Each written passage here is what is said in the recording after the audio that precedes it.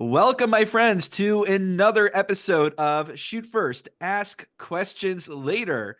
Today, we are joined by Dr. Tamara Morsel-Eisenberg, and we are going to be doing yet another tshuva of the Ramah.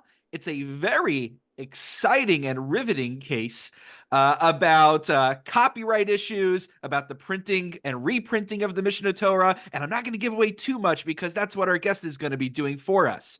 But before we jump right into this exciting topic, Dr. Tamara Morsel-Eisenberg is Assistant Professor of Jewish History at NYU's Skirball Department for Hebrew and Judaic Studies. She specializes in the cultural and intellectual history of early modern Ashkenaz, especially the history of halakha, and is interested in how knowledge, law, and history interact. Dr. Morsel-Eisenberg has held fellowships at the Leo Baeck Institute, the Center for Jewish History, and Harvard. She has written numerous articles on early modern halakha and the transmission of knowledge in academic journals, including the Journal for the History of Ideas, AJS Review, Diné Israel, and Critical Inquiry, as well as more popular outlets such as Tablet Magazine and the Lehrhaus. Starting in spring 2025, Dr. Morsel-Eisenberg will be teaching at Tel Aviv University. Wow, Mazel Tov. I feel like all my guests are like always here for just another month or something before they go to Israel. But that should be everybody's problem that we're on our way there. So wishing you, God willing, much hatzlacha on that move. I also appreciate that you're studying Ashkenaz. I feel like in the modern context, we get claims about Ashkenormativity, and it's very unpopular to be interested in Ashkenaz. So kudos to you for delving into that area. And why don't you share with our listeners? We're looking at Siman Yud in the Ramah, the 10th tshuva, and maybe just give us an overview of what we need to know about the historical context, which I think your academic expertise will enlighten us, and what exactly are the things we need to know about the tshuva. Yes, great. So, minor note, if you're looking at different editions, the numbering is slightly different. So in the first edition, this is actually Semantes, Ah. but it's Yud in the newer editions.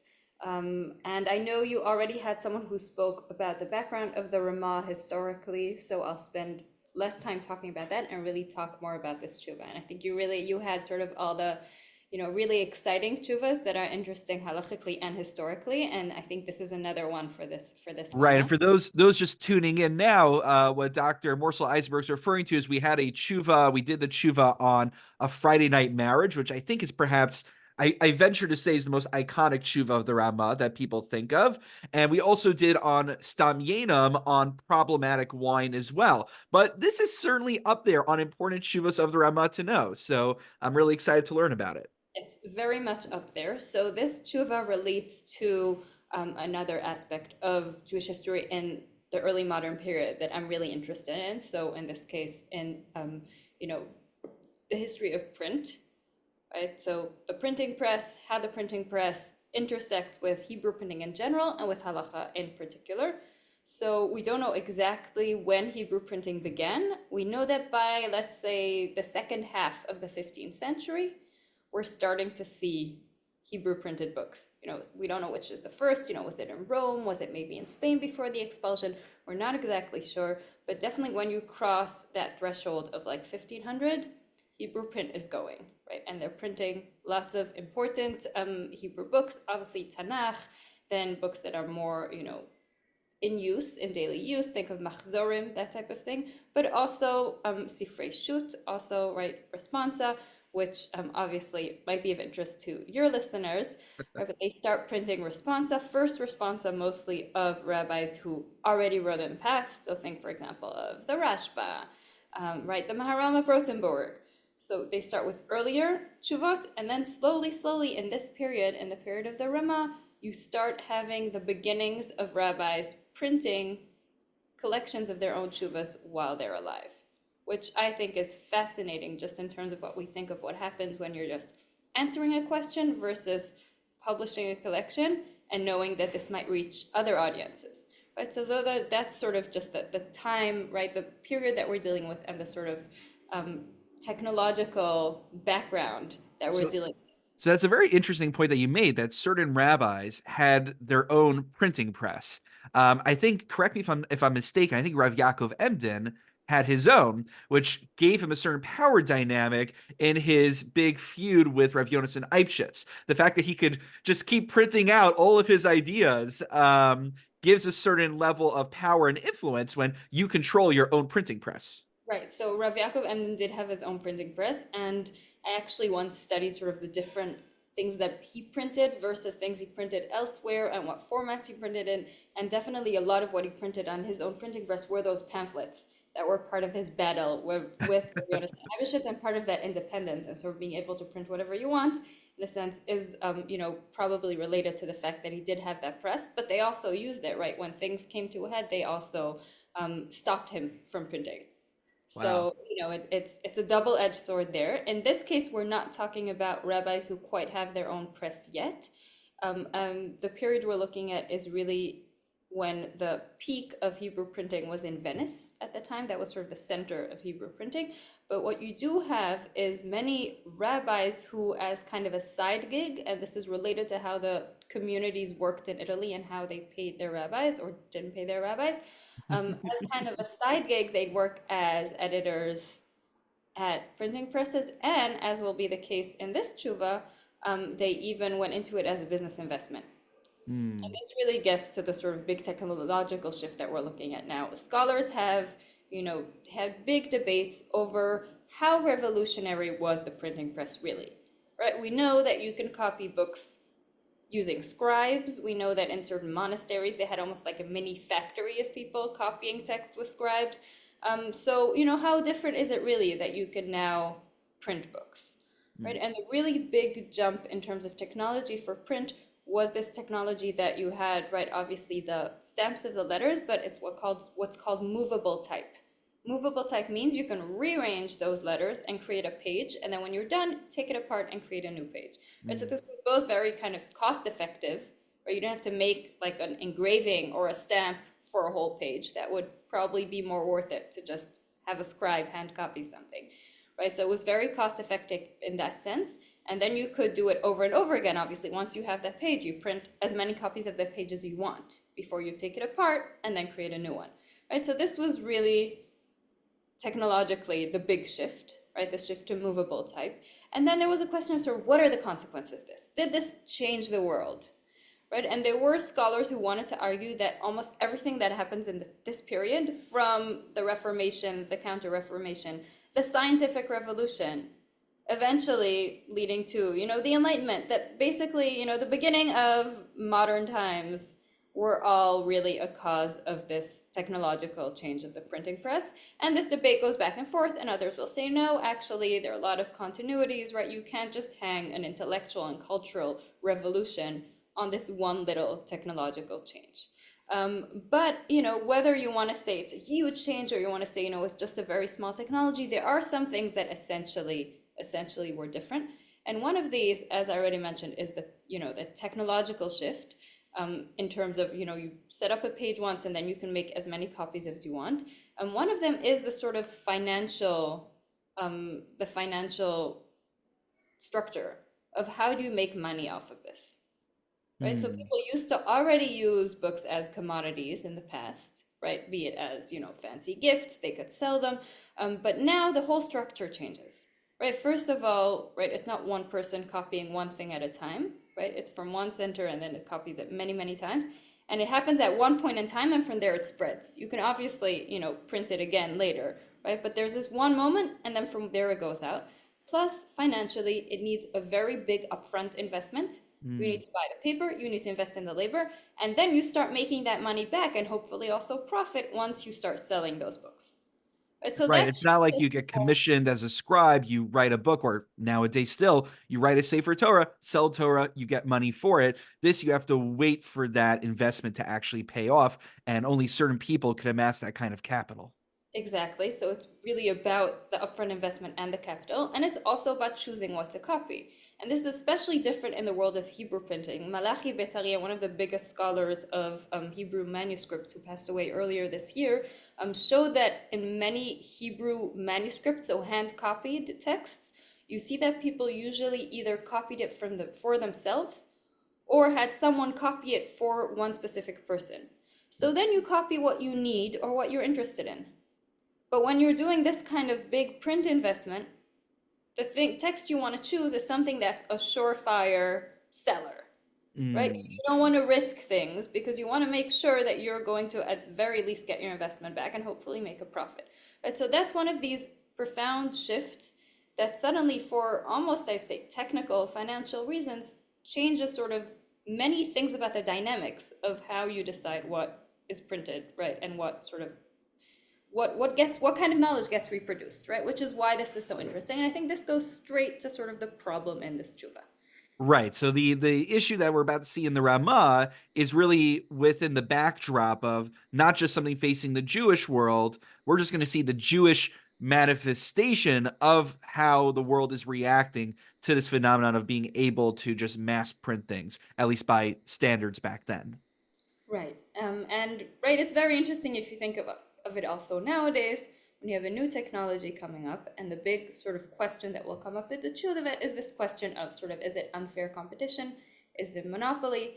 Right? And those kind of questions I think we're also dealing with today very much, right? Is Google a monopoly? Is Apple a monopoly? When things are new and you have to sort of still wrap your mind even around how it works, and sometimes it evolves much faster than is our legal understanding, right? And then our legal understanding of what are the repercussions of this and how that evolves, right? So here, in a way, you have that similar kind of case where there's just a new way of making books and the financial implications are different. And therefore, right, we can think of the halachic implications in a new way, right? Which is what, in a sense, Ramah is asked to do. And it's interesting that you bring up this question of Jews and non-Jews, right? That the backdrop is kind of the same for everyone, because that's actually how Ramah opens his tshuva, right?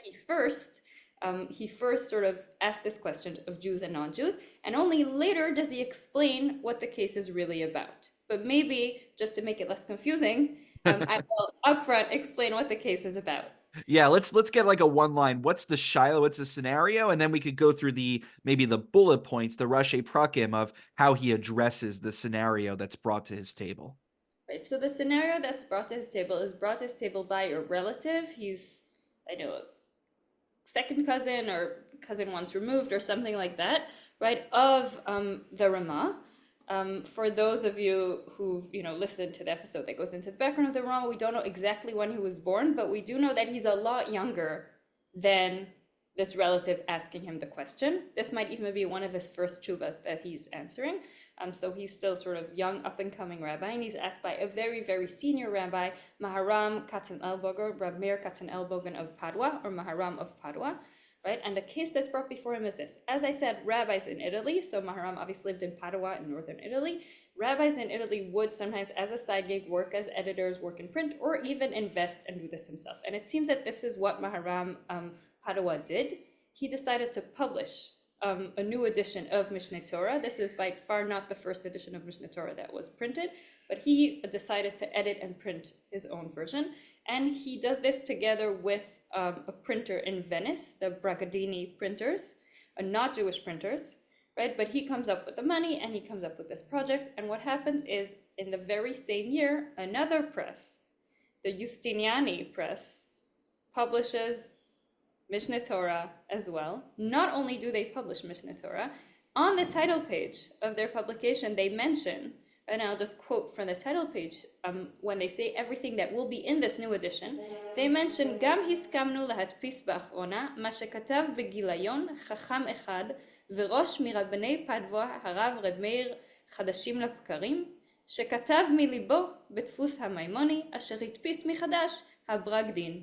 etc., etc. So they said, we're also adding this new gloss that Rabbi Meir Padua recently added. Ooh, that's a chutzpah. The other edition. And if you think that's a chutzpah, a few lines later they write that they ask Chachamim, קרובים ורחוקים, ויצונו באמת שלא להדפיסם תוך הספר. They said, nah, they're not that good, don't put them in there. Oof. אך אמנם הדפסנום להפיק רצון כל אדם. So they're like, we're adding this new thing this other rabbi wrote in this recent edition. Also, by the way, people are saying it's not that great, but we're going to put it in there anyways. Wait, so let me understand. So this is like a non-Jewish company. Was there a Jew somewhere involved in the process? Like, I can't imagine just some random. I don't know what the press are these days. I don't know, Penguin or whatever the is that still a press? I remember reading the Penguin class, right? I can't imagine. I mean, maybe they do. I mean, maybe they'll. I don't know. Maybe they do more nevuchim. Who knows? But I imagine most non-Jewish companies aren't looking to print, Reb Chaim al Harambam. So, what is even their impetus to get involved in the Jewish safer market? So part of this again is questions of finances and markets and how things were transforming these years. As you probably know, the most famous first printer who printed the entire Shas, right, and whose pagination we still use, was a non-Jew, right, Daniel Bamberg. At this time, Daniel Bamberg's press is already closed, right, but he printed, Jewish books. Part of how this works is you needed permission in Venice. You got permission to print Hebrew books.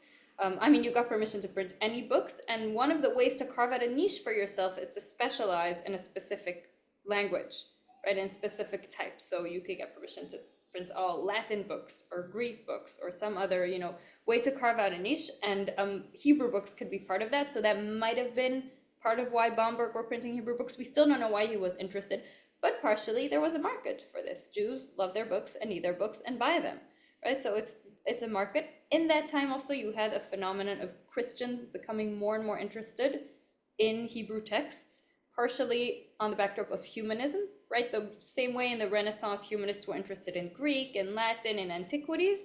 They were also interested in Hebrew. Partially, it's to better understand their own Christian background. They wanted to be able to read some of these texts in the original. So there is also that kind of potential market. The Rambam is one of the texts that, aside from the Tanakh, right, is more easily understandable for an external audience because it's explained more clearly than, for example, the Gemara even, right? Right, there's So statutes it's a essentially. popular, right, and it's in clear Mishneh Hebrew. You don't need to know Aramaic, right? So that's also kind of it's a popular book in that sense. So those are all reasons that you'd want to do it. Plus, as I said, Mishneh Torah was printed before. It is much, much easier to print even a new edition based on several print editions that you compare and you use than it is to start all over from scratch from manuscript, something that has never been printed before. So those could all be reasons why a non-Jewish printing press would be interested in printing So, Mishneh so Torah. one could respond, and if I'm not mistaken, when I took a look at the Chuvah the Ramah, I think someone even made this claim, something along the lines of "Mi ka'amcha Yisrael," that this is the big halachic controversy that we have, that there's too much Torah being proliferated for people to obtain, which I think he addresses towards the end of his several points. So maybe if you want to just take us through this, I think he brings up four different halachic considerations. You alluded to hasagas gvul, to unfair business practices and monopoly over the market. There's several other considerations he brings in. So maybe you just want to break those down for us.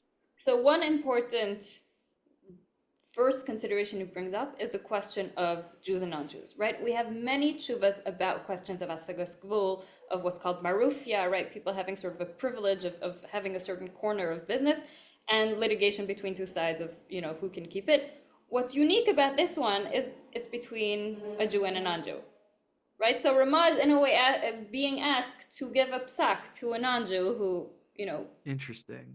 how would he, right? Would he listen? Would he not? Right? So the background first that he does for this, and he does this very brilliant move, right? First he says, well, are non-Jews even obligated to follow these rules? Right? And then he gets into the question, Shiva mitzvos b'nei Noach, right? Are dinim including in it? If dinim are included, is it just the obligation to have fair, laws? Or is it also the contents of dinim? And if it's the contents, well, then they have the same laws as us, Well, right? And maybe we then should check that Mishneh Torah that was printed, and maybe it'll tell us. he quotes Mishneh Torah in the Tshuva. It gets yes, it's definitely there. So he asks that kind of question. First of all, are they obligated? And then once he says they're obligated, he still can't say, well, then what? You're going to go to Justiniani's press and say the Torah says, you're obligated. What he does is he says, we're going to solve this internally. After I've established that non-Jews are obligated, now I'm going to tell all Jews not to buy that other edition until Maharam of Padua sells So his we could entire. boycott it essentially. or just at least place it on hold until we give Maharam of Padua, the privilege to sell his first. Mhm. And once he sells it first and we're sure he's not losing, then maybe he could lift the boycott, right? He doesn't get to that. So he's basically saying non-Jews are obligated, but also I'm only telling Jews what to do, right? Which I think is a very interesting move and a very smart one. Now, for Right. his Fundamentally, a Beis Din could adjudicate a case that, and we see that in the Gemara. We see it in the Gemara, and he makes reference to it of a non-Jew coming to a Jewish court to adjudicate a matter, especially when it's between a Jew and a non-Jew. The issue is practically, yeah, what are my you going to understanding do? is they don't have authority over them. They don't have Exactly. jurisdiction. They're not likely to take it very seriously. So that is how he solves it. His four arguments, as you mentioned, the first two are basically about unfair competition, right? Is this considered unfair competition, right? He goes to Bab Batra, to questions the Mavoa, right? If someone opens up a mill in the same alley as someone else, right? Can he tell him not to? Right? Can he, tell him he can't do it because it's bothering his livelihood, right? And this says even if you want to say that usually you can't, there are such opinions that usually you should let, both of them open their mill, right? He finds the source in Avia Saf, right, the Ravia, where it shows that if it's a closed, right, alley, and the person opens his mill at the entrance of the alley, meaning you can't even get to the second mill without passing the first one, that is unfair competition, right? And he sticks to that and he says, right, this means that Maharam of Padua can say this is unfair competition. Why? It's not just two competing editions, because the Justiniani press, and Justinian was sort of a very rich family, also announced, also on their title page, that they will sell their book for a golden coin less than the other. They lowballed them. So it's not even sort of fair, open competition, may the best one win, right? They're actually making it almost impossible for Maharam to make, to win this at all, right? So he's saying this is definitely unfair competition. The second consideration, he says, is he's a Torah scholar and therefore should have advantage, right? It goes back to Bab Batra also, to the question, right? There's a story of, right, Rav Dimi of Nehardea, right? If someone was selling figs on a ship, and he says, if he's a Tzorba Mirabanan, right? If he's a Talmid Chacham, let's give him, precedence. And he says the same thing here. Obviously, it's precedence. He asks, well, is this considered like someone using the Torah kakardam lachborba, right? Is he using Torah sort of for financial benefit, which is a problem? And he says, no, this is sort of a privilege given to him, mishulchan gavoa, like from, directly from the divine. This is sort of a, Interesting. It's like a priestly gift. In a way, it's a priestly gift. It's not sort of that he's selling his Torah and thereby gaining something. It's just we give him precedence out of respect for his stature. It's not that he's selling his action. Because I would think there'd be room to distinguish between there's the inherent Torah knowledge, which I should be profiting off of.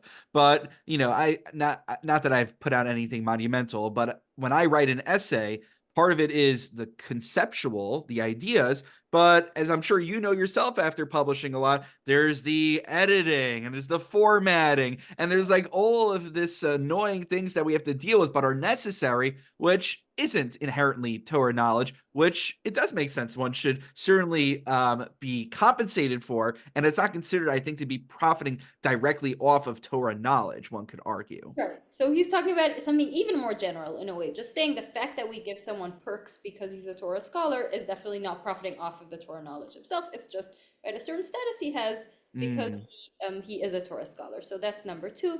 Number three, he brings up Torah's Kohanim on Parshas Bahar, V'chi timkuru memkar lamitecha, right? Limdat Torah deim bata liknot kne miyad amitecha. Right? If you come to buy, you should buy from a fellow Jew. Of course, this is usually with the caveat if there's no loss involved. And in this case, there kind of is.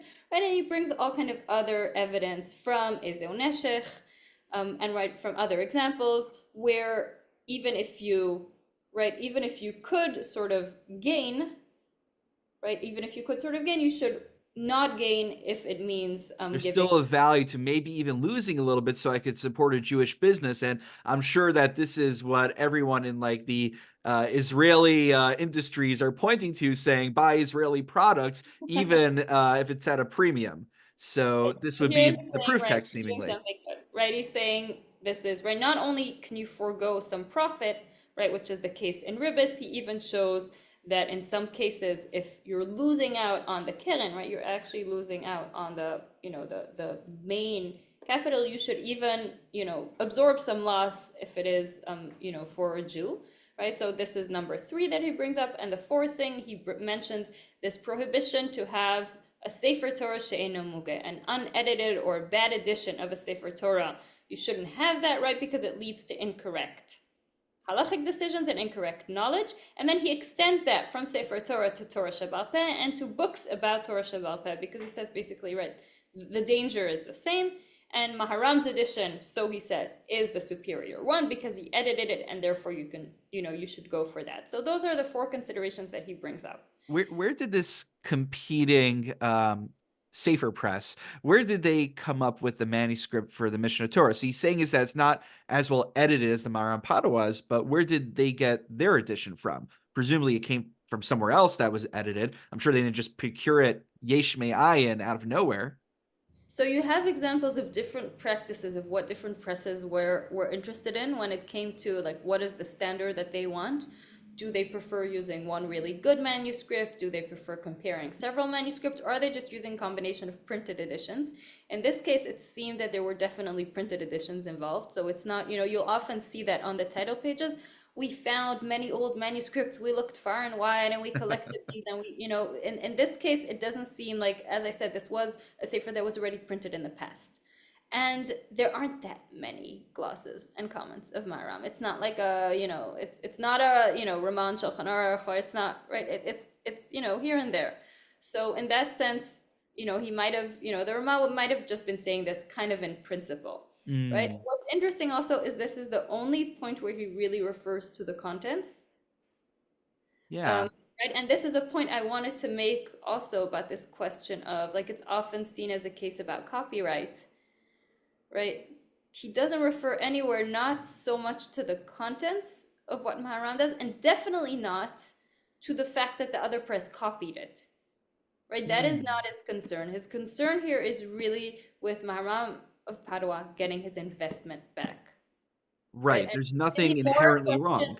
what's being protected here is the sort of the financial investment is in a way, and this is where I see the sort of technology really how it structurally changed what it means to publish books in the Jewish world, right? It's not about the contents. It's not about intellectual property. It's really the book as a commodity. Right. Besides for that last point he brings up about you shouldn't have a sefer she'eino mugeh in your home, and technically he could have made this argument about I don't know you shouldn't have a house with no fence, so make sure you have your fence, right? It's not about the contents. It's not about the intellectual labor of this. It's really about just this is a commodity. This is a structure of how you make money off of it, and this important rabbi is going to lose a lot of money unless we buy his edition first. I think that's a very compelling point that you're making, and it reminds me. I think it's a very good idea to look at the modern question of piracy and copyright issues, and without going down that entire rabbit hole about how halachis have struggled to find ample precedent for the notion of copyright in halacha. I don't, someone will have to fact check me on this. I think I heard it from a Herschel Schachter many years ago, that the issue with piracy, the issue of basically, I remember it used to be more popular to download a song from iTunes. It was 99 cents. I remember. I think it since went up. So the idea is if I'm going to download a song off one of these, they call it sharing websites, right? It sounds very nice. It's sharing. It's so then it's not that I'm stealing. There's no Maisa Gezela. There's nothing tangible that I'm stealing from someone, but I am essentially robbing them of the potential profit they would have had I decided to pay for it on iTunes and download it over there, which I think is the point that you're making. I don't have intellectual property, but I have a right to make a profit off of my labor that produced this item. So I'm curious, actually, before we get to a little bit some more of the practical takeaways, what's the end of the story?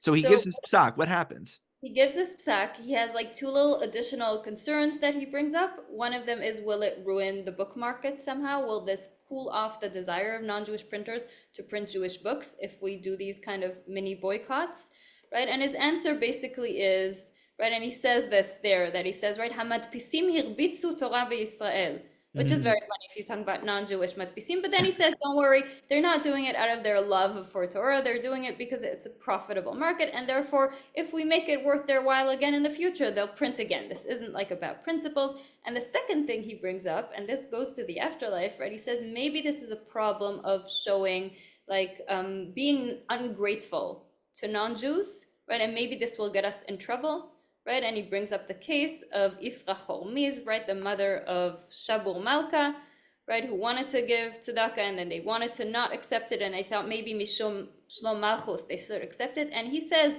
Benidon Didan, in our case, Lekach Shasha Mishum Shlom Malchut. We're not worried about Shlom Malchut.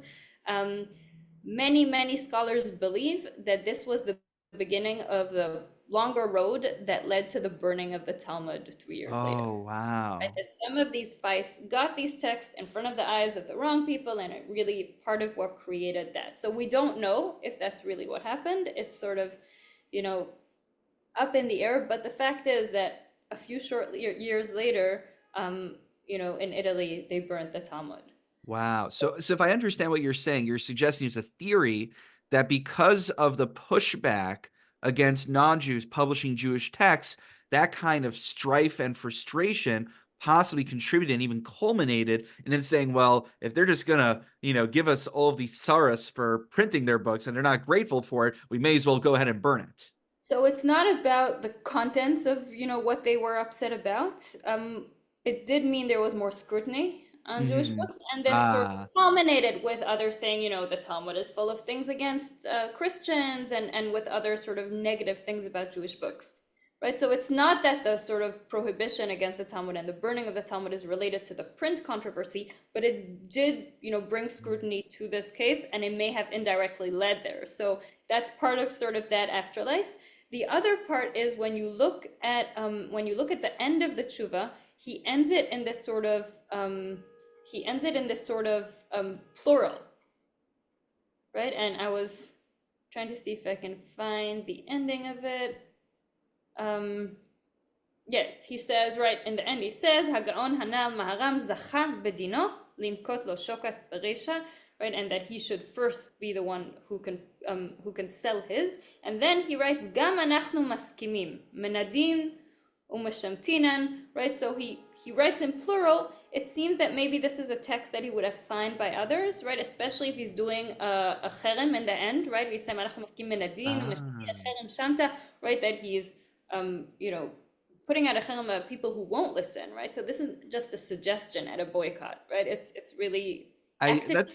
that's a really great point, which is this isn't just Ramah posking as a lone posting, but in order for this to actually be effective, he had to communicate with other community leaders and get their buy-in on it. So that's a very important observation that you're pointing out.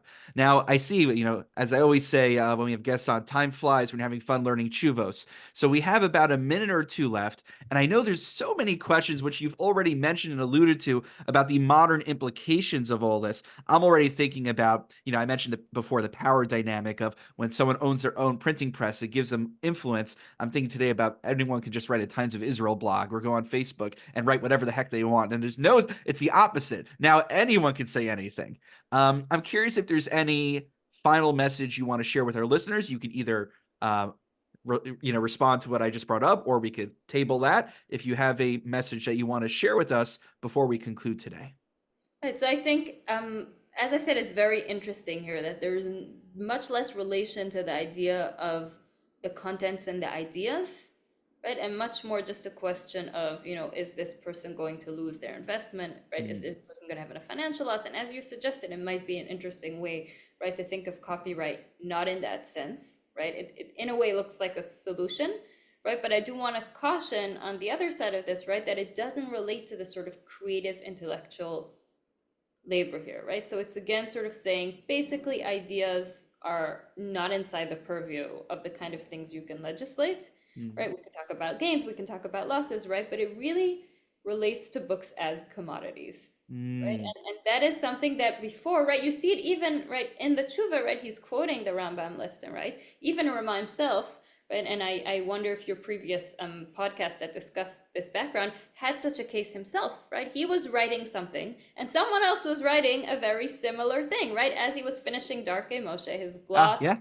the Torah, he realized that Beis Yosef, that Rabbi Yosef Karo had done the same thing, right? And his solution there for the problem, right, after, it seems being quite upset for a while, right? But then he decided that he's going to adapt his gloss to be a gloss on Rav Yosef Karo. So that's like a creative intellectual conflict with a creative intellectual solution.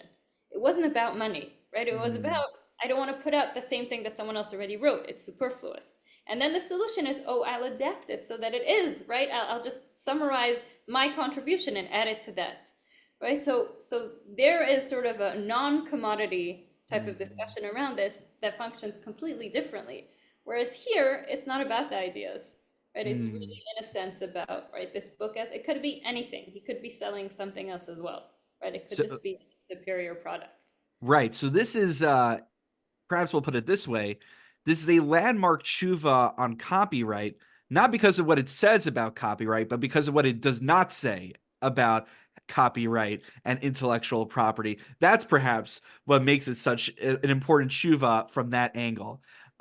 Anyway, Dr. Morsel-Eisenberg, I really want to thank you for joining us today. This was, as I said, I was very much looking forward to learning from you because when I read the tshuva myself, many of these facts and historical background I was not aware of at all. It certainly enlightened me, and I think it enlightened many of our listeners who will be tuning into this once it's up on Spotify and all of the other forums. I want to wish you much hatzlacha on the next step in your career as you make the move to Eretz Yisrael to teach at Tel Aviv University.